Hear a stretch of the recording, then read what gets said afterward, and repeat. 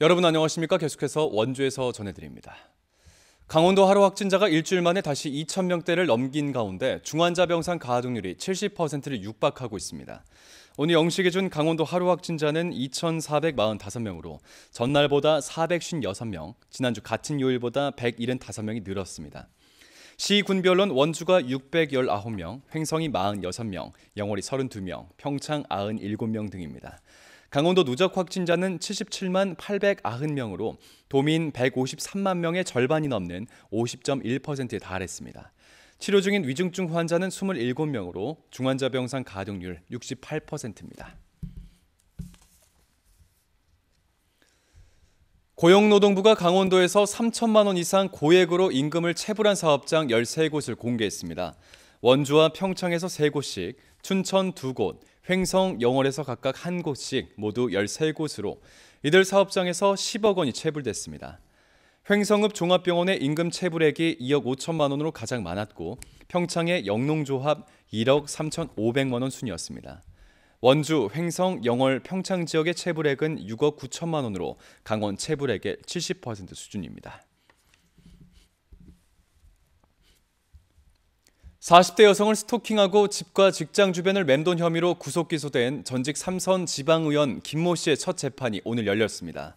춘천지법 원주지원에서 열린 공판에서 김 씨는 피해 여성의 집 주변을 맴도는 등의 행위는 했지만 불안감을 느끼게 할 고의는 없었다며 혐의를 전면 부인했습니다. 법정에 나온 피해 여성 측은 법원의 접근 금지 조치 이후에도 보복 성격의 신변 위협까지 한 김 씨가 고의가 없다고 하는 것은 억지라며 엄벌해 줄 것을 촉구했습니다. 어려운 이웃과 함께 나누기 위한 대규모 김장 담그기 행사가 코로나19 여파로 3년 만에 열렸습니다. 원주시 새마을회는 오늘 원주 젊음의 광장에서 회원 550명이 참가한 가운데 휴경지 밭에서 직접 수확한 배추와 무로 2만 포기의 김치를 담가 저소득층 처녀 세대에 전달했습니다. 흥안면에선 새마을회와 강릉 원주대, 한라대 학생봉사단이 김장 1,000포기를 담가 경로당 등에 전달하는 등 읍면 동별로도 이웃을 위한 김장 행사가 잇따라 열렸습니다.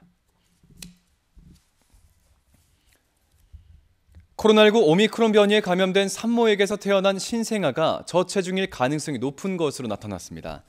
연세대 원주의과대학 유영명 교수와 최효원 강사 연구팀이 신생아 127명을 대상으로 연구한 결과 오미크론 감염 산모가 낳은 신생아의 평균 몸무게는 2.96kg으로 감염되지 않은 산모의 신생아 몸무게 3.06kg보다 낮았고 2.5kg 미만 저체중 출생아 비중도 높았습니다.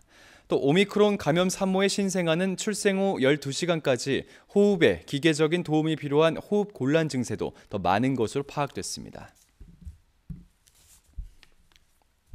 읍면동 주민센터 장애인 화장실에 성별 구변이 없거나 휠체어로 접근이 불가능하면 차별이란 판단이 나왔습니다. 인권위원회는 최근 비장애인 여자 화장실을 남녀 장애인 화장실로도 사용하고 휠체어로 접근할 수 없는 대구의 한 행정복지센터에 대해 장애인 차별 행위라고 판단했습니다.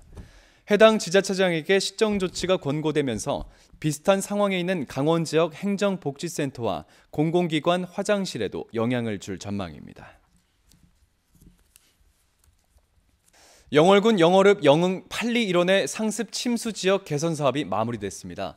영월군은 행정안전부로부터 확보한 재난안전 분야 특별교부세 4억 원, 군비 3천만 원을 투입해 집중호우 시 상습 침수됐던 영월 지원 인근 저지대 배수 개선 공사를 벌였습니다.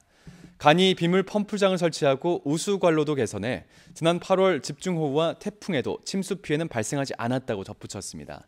이와 함께 사업지역 주변의 노후주택 옹벽 정비 등 환경 개선 사업도 함께 추진됐습니다. 뉴스를 마칩니다. 고맙습니다.